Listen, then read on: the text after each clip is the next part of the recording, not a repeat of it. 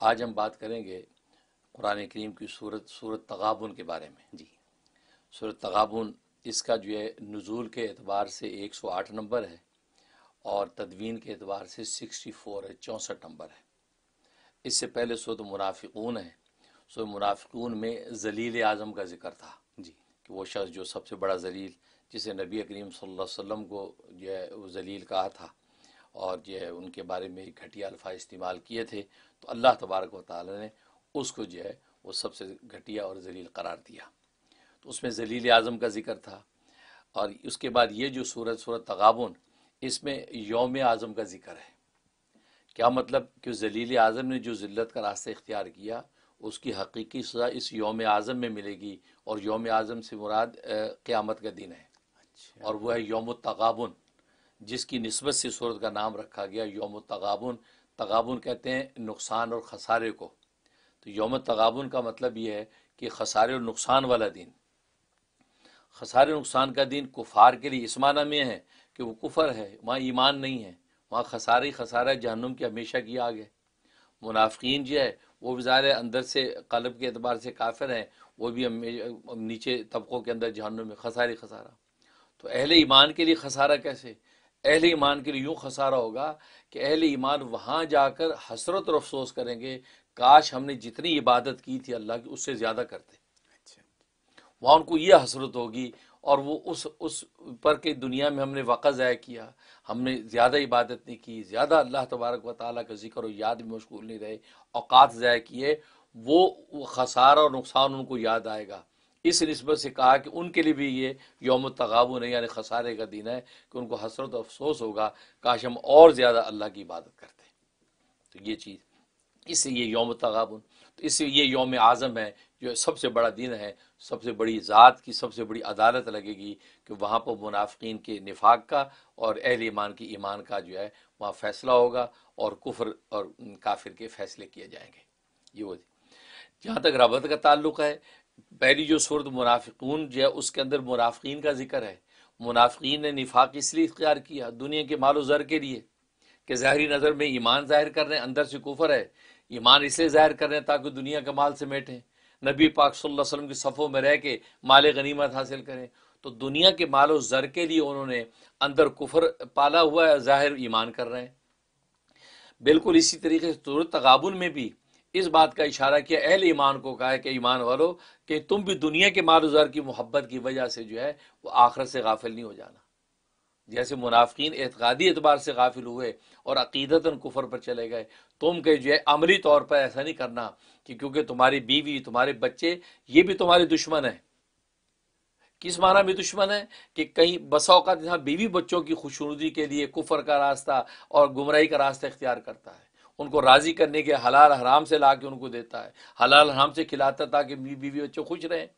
تو فرمایا کہ ایسا نہیں کرنا کہ دنیا کے مال و زر بیوی بچوں کو خوش کرنے کے لیے تم جو ان کو جو دو، اور آخرت میں یوم تغابن جو سب سے بڑا خسارے کے دن ہے، خسارے والوں میں تمہارا نام لکھا جائے۔ اس لیے اس سے ڈرو۔ اور انما اموالکم واولادکم فتنہ، کہا کہ تمہاری اولاد، تمہارے مال فتنہ ہے، یعنی آزمائش ہے۔ اس سے بہت سنبھل کے چلنا کہ جو شریعت و سنت کے قاعدے مقرر ہیں اس کے مطابق تم مال کو خرچ کرو۔ تو اب سو منافقون کے اندر دو گروہ ذکر تھے، گویا کہ کفار اور مشرکین، کفار اور مومنین، یا منافقین اور مومنین، کیونکہ وہ کفار ہی ہیں در پردہ منافق۔ اور اس کے اندر یہ دو ایسے گروہ کا ذکر ہے، ایک وہ جو شکر گزار ہیں اور دوسرے جو ناشکر ہیں۔ تو شکر گزار ناشکروں کا ذکر اس صورت کے اندر تغابن میں کیا، اور پھر آگے تفصیل بتا دی کہ بھئی کس طریقے سے آخرت کے اندر یہ سارے فیصلے ہونے ہیں۔ یہ صورت تغابن، اور اس کے اندر بڑی برکات ہیں، بڑی اس کے فوائد و فضائل صورت تغابن کے۔ یہ جو ہے بیسیکلی یہ مدنی صورت ہے۔ مدنی صورت کا مطلب یہ ہے کہ یہ جو یہ ہجرت مدینہ سے پہلے نازل ہوئی ہے۔ تو جو صورتیں آیات ہجرت مدینہ پہلے نازل ہوتی ہیں وہ مدنی کہلاتی ہیں، لہٰذا یہ مدنی صورت ہے۔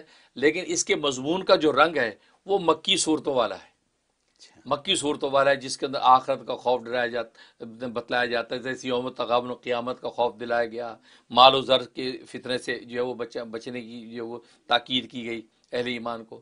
تو رنگ اس کے اوپر مکی کا ہے، لیکن یہ کہ ہے یہ مدنی صورت۔ 18 اس کی آیات ہیں، کوئی لمبی چوڑی صورت نہیں ہے، اور 2 رکوع ہیں۔ اور بڑی زبردست پر تاثیر یہ صورت ہے کہ اس کے اندر عجیب و غریب جو ہے فوائد ہیں۔ جہاں تک پہلے فائدہ کا تعلق ہے، ایک اس کا فائدہ یہ ہے کہ جس گھر کے اندر روزانہ 3 مرتبہ یہ سورت تلاوت کی جاتی رہے گی، وہاں مال اور خیر کی کمی نہیں ہوگی، مال و دولت میں برکت ہوگی اور خیر ہی خیر ہوگی۔ اور کتنے لوگ ہیں جو یہ کہا کرتے ہیں کہ جی ہمیں مال بہت آتا ہے لیکن برکت نہیں ہے، بڑی اچھی تنخواہ ہے لیکن جب مہینے سے ختم ہونے سے پہلے ختم ہو جاتا ہے تو برکت نہیں رہتی۔ تو یہ جو اس 3 مرتبہ جس گھر میں تلاوت ہوگی انشاءاللہ وہ مال اور کے اندر زبردست خیر و برکت نازل ہوتی ہے۔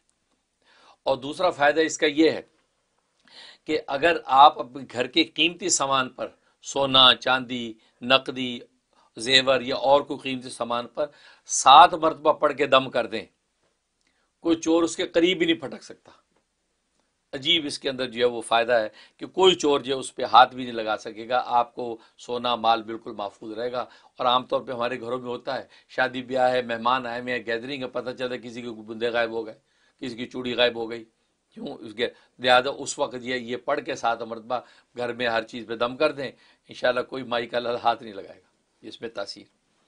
اور ایک اس کا فائدہ یہ ہے کہ کوئی ظالم جابر شخص ہے جس کا سامنا کرنے پہ آپ کو خطرہ ہے کہ اس کے شر سے نقصان پہنچے گا، تو آپ یہ 3 مرتبہ اس کی تلاوت کر کے اس کے سامنے چلے جائیں، انشاءاللہ وہ آپ کو الٹا بجائے اس کی نقصان پہنچائے گا، آپ کو نفع دے گا۔ ظالم کے ظلم کے ہاتھ بالکل بندھ جاتے ہیں، زبردست اس میں یہ فائدہ ہے۔ اور ایک فائدہ اس کا یہ ہے کہ اچانک موت سے انسان بچ جاتا ہے۔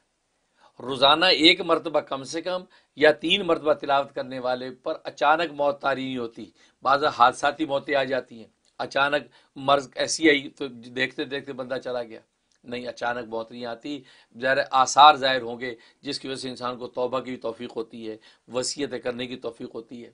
اس لیے بیماری کی موت کو پسند کیا گیا ہے، کیونکہ بیماری میں انسان آخرت کی طرف متوجہ ہونا شروع ہو جاتا ہے۔ اچانک جو موت سے انسان محفوظ رہتا ہے، تو یہ اگر 3 مرتبہ روز پڑھ کے اپنے سارے گھر کے اہل خانہ بچوں پیاروں کے لیے دم کر دے، دعا کر لیا کرے، انشاءاللہ سب کو اللہ اچانک موت سے محفوظ رکھیں گے۔ یہ اس کے اندر ایک تاثیر۔ اور ایک فائدہ اس کا یہ ہے کہ بیمار ہے کوئی شخص، اگر بیماری بہت زیادہ ہے، مثلا کینسر کا مرض ہو گیا ہے یا ایسی کوئی لا علاج بیماری اس کو لاحق ہو گئی ہے، تو 41 مرتبہ 41 ٹائم پڑھی جائے گی۔ اکیلا آدمی بھی پڑھ سکتا ہے، اکیلا پڑھ کے اس مریض کے بعد تلاوت کیا اور اس کے اوپر دم کر دے، یا اس مریض کے ارد گرد بیٹھ جائیں سب چند لوگ اور ان میں برابر برابر حصہ تقسیم کر دیں، ٹھیک ہے نا۔ اب یہ چونکہ اس کو 41 مرتبہ پڑھنا ہے سورت کو، لہذا برابر برابر تقسیم ہو جائے گی، ایک کوئی 1 مرتبہ پڑھنا آئے گا، ٹھیک۔ تو اس طریقے سے وہ پڑھنے کے بعد وہ جو مریض کو اوپر دم کر دیں، پانی دم کر کے دے دیں کہ یہ مریض کو پلاتے رہیں۔ ایسی زبردست اس کے اندر جو ہے فضیلت اور قوت رکھی ہے کہ مریض جو ہے جیسا بھی لا علاج ہوگا اللہ تبارک و تعالی جو ہے اس کو جو ہے شفا عطا فرما دیتے ہیں۔ ایک فائدہ اس کا یہ ہے کہ آپ سفر پہ جا رہے ہیں تو 3 مرتبہ پڑھ کے اپنے مال و اسباب پہ دم کر لیں، اپنے آپ پہ دم کر لیں، انشاءاللہ سفر میں کوئی چور اچکا ڈاکو آپ کو نقصان نہیں پہنچا سکتا، اور آپ بالکل محفوظ اپنے مقام پر پہنچیں گے اور محفوظ اپنے نفع کے ساتھ واپس گھر لوٹیں گے۔ یہ سورۃ تغابن کا فائدہ ہے۔ اور باقی ویسے کہ جو شخص کثرت سے پڑھنے کے اس کا عادی ہو، اس کی دعائیں قبول ہونے لگیں گی۔ کثرت سے مراد ہے کہ کم سے کم 11 مرتبہ روز پڑھے، 11 مرتبہ روز پڑھنا شروع کر دے، مطلب 41 نہیں پڑھ سکتا تو 11 مرتبہ روز پڑھے اور پڑھ کے دعا کرے، تو اللہ تبارک و تعالی اس کو اس مقام پہ پہنچا دیں گے، اس کی دعائیں قبول ہونے لگیں گی۔ اور اس شخص کو یہ تاکید ہے کہ بد دعا نہ کرے کسی کے لیے، اور بد دعا کرنے میں یہ جلدی نہ کرے۔ ہاں کوئی موذی ہے جس کے بد دعا کرنی ہے، اچھی طرح سوچ سمجھ لے، جانچ پھٹک لے کہ یار یہ واقعی مستقل بد دعا ہے تو بد دعا کرے گا، بد دعا اس کی رد نہیں ہوتی۔ تو یہ اس کے اندر تاثیر، لہٰذا ایسا شخص بد دعا دینے میں احتیاط کرے، ہاں دعائیں دے کیونکہ قبولیت یہ اس کے دعا کو فوراً نصیب ہو جاتی ہے۔ یہ فوائد جو سورۃ تغابن کی ہیں اس کے مطابق انشاءاللہ اس کو نفع ہے۔ ظاہر ہے کہ جو صورتیں ہیں جن کے فضائل و فوائد میں بتا رہا ہوں، بالکل دل سے میں اس کی اجازت بھی دیتا ہوں اور برکت کی دعا کرتا ہوں، آپ حضرات کو بالکل اجازت ہے، آپ اس کو پڑھیں، بلکہ آگے بھی کار خیر کے لیے کسی کو بتلا سکتے ہیں تاکہ ان لوگوں کو بھی نفع پہنچے۔ جیسا کہ آپ جانتے ہیں کہ قاری عاصم کوفی رحمۃ اللہ علیہ یہ وہ شخصیت ہیں کہ جن سے اللہ تبارک و تعالی نے قرآن کریم کی خدمت لی، کیونکہ آپ جانتے ہیں کہ اللہ تبارک و تعالی نے عجمیوں کو خدمت دین کے لیے قبول فرمایا۔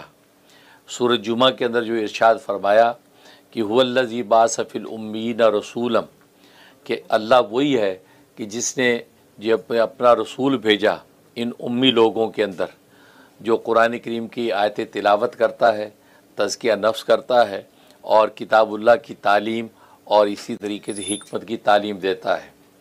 اور اس کے بعد فرمایا وآخرین منہم لما یلحقوا بہم، کہ ان صحابہ کے بعد پھر وہ لوگ آئیں گے، ان میں بھی نبی پاک کا فیض پھیلے گا کہ جو صحابہ سے ابھی ملے نہیں ہیں۔ مطلب ہے کہ یہ ان اجمیوں کا ذکر تھا کہ جن اجمیوں سے اللہ تبارک و تعالی نے قرآن و حدیث کی خدمت لینی تھی۔ چنانچہ قرآن کریم کی خدمت دیکھیں تو بھی اللہ تبارک و تعالی نے اجمیوں سے لی، پھر حدیث کی خدمت دیکھیں تو بھی اللہ تبارک و تعالی نے اجمیوں سے لی، پھر فقہ کی خدمت دیکھیں اس میں بھی امام اعظم یعنی فقہ کے 4 امام بنے تھے، ان میں سب سے اونچے امام جو امام اعظم امام ابو حنیفہ رحمہ اللہ تعالی وہ بھی اجمی تھے۔ تو کہ قرآن کریم کی جو خدمت لی وہ قاری عاصم کوفی، یہ کوفہ کے ہیں، یہ اجمی ہیں۔ لہٰذا جو ہے قرآن کریم آج جو ہمارے سامنے نظر آتا ہے، یہ قرآن کریم قاری عاصم کوفی کی قرات پر چھپتا ہے اور قاری ابو حفص کوفی کی روایت پر چھپتا ہے۔ چنانچہ آپ اگر سعودیہ سے جو قرآن کریم چھپتے ہیں ان کے آخری صفحات میں دیکھیں، انہوں نے اس کے اوپر لکھا ہوا کتب ھذا المصحف الکریم، یہ جو قرآن کریم جو یہ چھاپا گیا ہے قاری عاصم کوفی کی قرات پر اور قاری ابو حفص کوفی کی روایت پر۔ گویا کہ اجمیوں کو اللہ تبارک و تعالی نے یہ اس خدمت کے لیے ایسا قبول فرمایا کہ عربی قرآن کریم جو آپ پڑھا جاتا ہے وہ بھی اجمیوں ہی کی قرات اور ان کی روایت پر پڑھا جاتا ہے۔ یہ ایک بہت بڑی خدمت ہے، اور ظاہر ہے کہ میں نے جیسے بتایا کہ سعودی عرب سے بھی جو قرآن کریم کے نسخے چھپتے ہیں اس کے آخر میں آپ یہ بات دیکھیں گے کہ وہاں انہوں نے باقاعدہ اس بات کو لکھا ہوا ہے کہ یہ قرآن کریم قاری عاصم کوفی کی قرات پر اور قاری ابو حفص کوفی کی روایت پر چھپا ہوا ہے اور اسی پر پوری دنیا کے اندر پڑھا جاتا ہے۔ اور دوسری حدیث کی خدمت اگر دیکھیں تو سیاہ ستہ 6 کتابیں حدیث کی، بخاری شریف، مسلم شریف، ترمذی شریف، ابو داؤد اور سنن ابن ماجہ اور سنن نسائی، یہ 6 کتابیں حدیث کی ہیں جن کو سیاہ ستہ کہتے ہیں۔ 6 کی 6 کتابوں کی مصنف جو ہے وہ سب کے سب اجمی ہیں، کوئی بھی عربی نہیں ہے، سب اجمی ہیں۔ تو اللہ تبارک و تعالی نے حدیث کی ایسی خدمت لی، رسول اللہ صلی اللہ علیہ وسلم کا جو بالواسطہ فیض ان کے اندر ایسا پہنچا ہے کہ حدیث کی یہ 6 بڑی جو کتابیں ان کے مصنف سب کے سب عجم کی دنیا کے لوگ ہیں، بخارا، سمرقند، ماوراء النہر کے لوگ ہیں کہ جنہوں نے یہ کتابیں لکھی، اور آج پوری دنیا کے لیے وہ کتابیں سند ہیں۔ پھر فقہ کو دیکھیں، فقہ کے اندر 4 بڑے امام آئے، امام اعظم ابو حنیفہ، امام مالک، امام شافعی، امام احمد بن حنبل۔ ان میں 3 امام جو ہے امام مالک، امام شافعی، امام احمد حنبل یہ عربی ہیں، اور ایک ان میں اجمی ہے نعمان ابن ثابت یعنی امام ابو حنیفہ۔ تو جو اجمی ہے اس کو اللہ تبارک و تعالی نے امام اعظم بنا دیا، یعنی 4 اماموں میں سب سے بڑا امام امام اعظم، اور اعظم کا لقب خود رسول اللہ صلی اللہ علیہ وسلم اپنی زندگی میں دے کر گئے۔ جب یہ پوچھا گیا کہ جب نبی پاک صلی اللہ علیہ وسلم ذکر فرمایا کہ یہ فیض جو ہے آگے سے آگے پھیلے گا اجموں کے اندر بھی، تو پوچھا گیا کہ بھی وہ کون شخص ہوگا کہ جو آسمان ثریا سے علم کو زمین پر اتارے گا؟ تو آپ نے اشارہ کیا سلمان فارسی کی طرف، کہا کہ سلمان فارسی کو اولاد میں سے ایک شخص ہوگا جو اعظم الناس ہوگا۔ اعظم الناس کا لفظ استعمال فرمایا کہ اعظم الناس ہوگا، وہ علم اور فضل کی اتنی بلندی پر پہنچے گا کہ آسمان پر بھی اگر علم پہنچ جائے گا تو آسمان سے اتار کے زمین پہ پھیلا دے گا۔ تو علامہ سیوطی رحمۃ اللہ علیہ جو شافعی مسلک ہیں وہ فرماتے ہیں کہ پوری امت کا اس بات پر اجماع ہے کہ سلمان فارسی کی نسل میں وہ جو شخص ہے وہ ایک ہی شخص ہے، اور وہ نعمان بن ثابت یعنی امام اعظم ابو حنیفہ ہے۔ تو امام اعظم ابو حنیفہ رحمۃ اللہ علیہ کو اللہ نے امام اعظم بنایا، اور اعظم کا لقب رسول اللہ صلی اللہ علیہ وسلم اپنی زندگی میں خود دے گئے۔ اس سے معلوم ہوتا ہے کہ دیکھو اجمیوں میں اللہ تبارک و تعالی نے کس قدر یہ علم و فضل کا فیضان پھیلایا۔ تو گویا کہ یہ ان لوگوں کی شبہ کا جواب ہے جو آج یہ بات کہہ دیتے ہیں کہ یہ تو اجمی دین ہے، یار یہ اجمی لوگ ہیں، ہند و پاک کے لوگ کیا جانے دین کیا ہوتا ہے، دین تو مکے مدینے والے جانتے ہیں۔ لیکن میں نے بتایا کہ اللہ تبارک و تعالی محض ادب کی وجہ سے ادب کی وجہ سے اور کسب اور محنت کی وجہ سے جب کام لینے لگتے ہیں تو اجمیوں کو اللہ تبارک و تعالی اتنا بلند مقام عطا فرمایا. آج مکہ اور مدینہ کے قراء اور حفاظ بھی اسی قرات اسی روایت پر قرآن پڑھ رہے ہیں جو اجمیوں نے دنیا کے اندر پھیلائی، اور خود اپنے لکھ کر اقرار کر رہے ہیں کہ یہ قاری عاصم کوفی کی قرات اور قاری ابو حفص کوفی کی روایت پر لکھا ہوا ہے، اور اسی پر ساری دنیا تلاوت کرتی ہے. اور حدیث کی کتابیں میں نے بتایا کہ 6 کے 6 مصنف سارے کے سارے عجمی ہیں، کوئی عربی نہیں ہے، اور ساری دنیا کے عرب علماء اور صلحاء اور فضلاء جو ہے انہی کتابوں سے استفادہ کر رہے ہیں کہ جو کہ عجمیوں نے لکھی. پھر امام اعظم ابو حنیفہ رحمۃ اللہ علیہ کو جانتے ہیں کہ پوری دنیا کے اندر سب سے زیادہ اگر مقلد ہیں جن کی تقلید کرنے والے ہیں تو امام اعظم ابو حنیفہ کے ہیں. تو معلوم یہ ہوا کہ یہ اللہ تبارک و تعالیٰ کا فضل ہے کہ ذالک فضل اللہ یؤتی من یشاء، یہ اللہ کا فضل ہے جس کو چاہے تقسیم کر دے. اس میں کسی عربی کو عجمی پر اور کسی عجمی کو عربی پر کوئی فضیلت نہیں ہے، یہ اللہ تبارک و تعالیٰ کی تقسیم ہے، جیسے چاہے عطا ہو جائے. ان اکرمکم عند اللہ اتقاکم، اللہ تبارک و تعالیٰ کے نزدیک تو سب سے زیادہ معزز و مکرم وہی ہوتا ہے جو سب سے زیادہ اللہ سے ڈرنے والا ہوتا ہے. تو یہ قاری عاصم کوفی یہ مسجد نبوی کے اندر جب قرآن کریم کی تلاوت فرماتے تھے، ان کے منہ سے خوشبو آتی تھی اور خوشبو فضا میں پھیلتی تھی، تو لوگ حیران ہوتے تھے کہ ایسی عجیب و غریب خوشبو ہے، نہ الائچی کھانے سے یہ خوشبو پیدا ہو سکتی ہے، نہ کوئی اور ایسی خوشبودار چیز ہے جو یہ خاص خوشبو جو ان کی تلاوت کرنے پر پھیلتی ہے مسجد نبوی میں.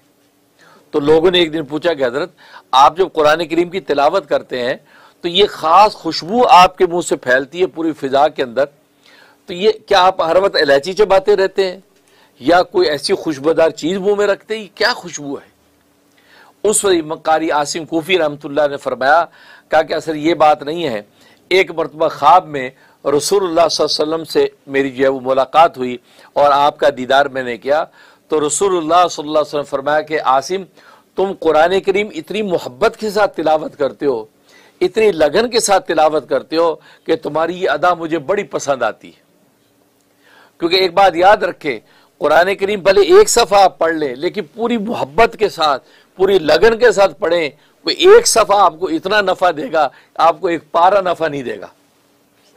اب بغیر لگن اور توجہ سے آپ ذرا پڑھتے چلے جائیں، ٹھیک ہے اجر آپ کو ملے گا، لیکن اس کے خاص جو انوارات ہیں، ان نقوش کے اندر چھپے ہوئے جو راز ہیں، وہ اس وقت تک حاصل نہیں ہوتے کہ جب انسان پوری لگن کے ساتھ محبت کے ساتھ، کیونکہ محبوب کے کلام کو محبوب سمجھ کے جب تلاوت کرتا ہے اس کا لطف ہی الگ ہے. فرمایا کہ تم اتنی محبت سے قرآن کی تلاوت کرتے ہو کہ مجھے تیری یہ ادا بڑی پسند آتی ہے، آؤ آگے بڑھو، میں تیرے اس منہ کا بوسہ لے لوں، اس منہ کا میں بوسہ لے لوں جس منہ سے تم اللہ کا کلام تلاوت کرتے ہو. تو کہا کہ مجھے آگے بڑھایا، سینے سے لگایا اور میرے ہونٹوں کا رسول اللہ نے بوسہ لیا. کہا وہ دن ہے، آج کا دن ہے، میں قرآن کی تلاوت کرتا ہوں تو میری تلاوت میں سے خوشبو پھوٹتی ہے. تو یہ رسول اللہ صلی اللہ علیہ وسلم کے وہ لب مبارک جو میرے لبوں سے لگے ہیں، یہ اس کی خوشبو ہے کہ جو خوشبو دنیا کی خوشبوؤں کے اندر ملتی نہیں ہے. یہ قاری عاصم کوفی. تو بات وہی ہے، صحبت با اولیاء یا صحبت با انبیاء، نبی کی صحبت جو سید المرسلین خاتم النبیین کی صحبت نصیب ہوئی، ایک بوسہ لیا ہے جس کے نتیجے میں خوشبو فضا کے اندر ایسی پھیلتی ہے کہ سونگھنے والے حیران ہو جاتے ہیں. تو یہ قاری عاصم کوفی ہیں کہ جن کو اللہ تبارک و تعالی نے اس قدر بلند مقام عطا فرمایا کہ ان کی قرات پر آج پوری دنیا کے اندر قرآن کریم جو وہ پڑھا جاتا ہے، اور قاری ابو حفص کوفی کی روایت پر پوری دنیا کے اندر قرآن کریم پڑھا جاتا ہے. اس سے معلوم ہوتا ہے قرآن کریم جتنی محبت اور لگن کے ساتھ انسان پڑھتا ہے، اللہ تبارک و تعالیٰ اسی قدر اس قرآن کریم کا انوارات، اس کے آثار و رموز جو ہے انسان کے قلب کے اندر اتارتے ہیں. اور حقیقت ہے کہ اللہ تبارک و تعالیٰ نے قرآن کریم کے نقوش کے اندر یہ سارے راز چھپا رکھے ہیں. یہ وجہ ہے آپ دنیا کی دلچسپ کتاب کو جب وہ ایک دو دفعہ سے زیادہ نہیں پڑھ سکتے، آپ بوریت محسوس کرتے یار میں نے پڑھا ہوا ہے. لیکن قرآن کریم ساری زندگی آپ تلاوت کرتے رہتے ہیں لیکن طبیعت اس سے بھرتی نہیں ہے، طبیعت اس سے بور نہیں ہوتی. آپ روزانہ تلاوت کرتے ہیں، हजारों दफ़ा कुरान करीम पढ़ चुके होंगे, लेकिन उससे दिल भरता नहीं है। इसलिए नहीं भरता, असल में वो जो नुकूश है, जो अल्फाज है, उन अल्फाज के अंदर अल्लाह तबारक व तआला ने जो अनवारात और जो राज छुपा रखे हैं, वो उसका असर, उसका लज्जत है जो आपको मिलती रहती है, और उन अनवारात की कोई इंतहा नहीं है। लिहाजा जब आप पढ़ते रहते हैं तो उन अनवारात का लुत्फ आपको महसूस होता रहता है।